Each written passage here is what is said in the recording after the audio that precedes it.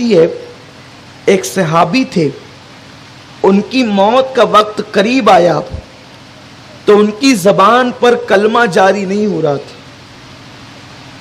اور صحابی کا مطلب آپ اچھی طرح جانتے ہیں کہ نبیوں کے بعد مخلوق میں سب سے اعلیٰ ترین مخلوق کو صحابی کہتے ہیں، اس لیے کہ انہوں نے اپنے ماتھے کی آنکھوں سے حضور سید عالم کا دیدار کیا ہوتا ہے۔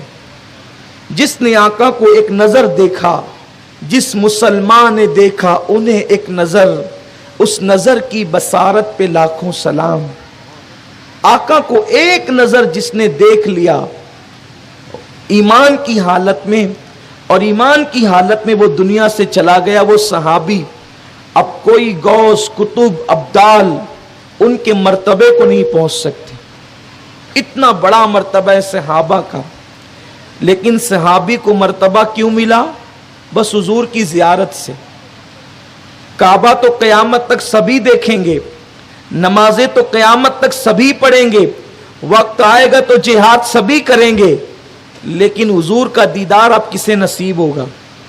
عالم بیداری میں جنہوں نے حضور کی ظاہری حیات میں آقا کا دیدار کیا وہ صحابی ہو گئے۔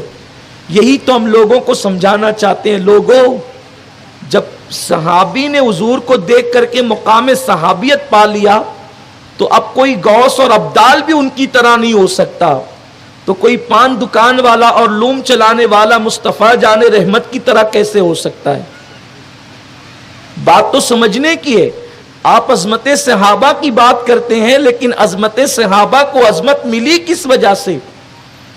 ارے وہ تو عرب کے بدو تھے، بوریا نشین تھے، وہ تو نمک اور کافور میں فرق نہیں کر پا رہے تھے، بلکہ انہیں خدا کا پتہ بھی نہیں معلوم تھا۔ لات و حبل کے آگے سر سجدے میں رکھ رہے تھے۔ لات و حبل کے پجاریوں کو جس نے مقام صحابیت عطا کیا وہ دیدار مصطفیٰ ہے، وہ زیارت مصطفیٰ ہے، وہ دامن مصطفیٰ ہے۔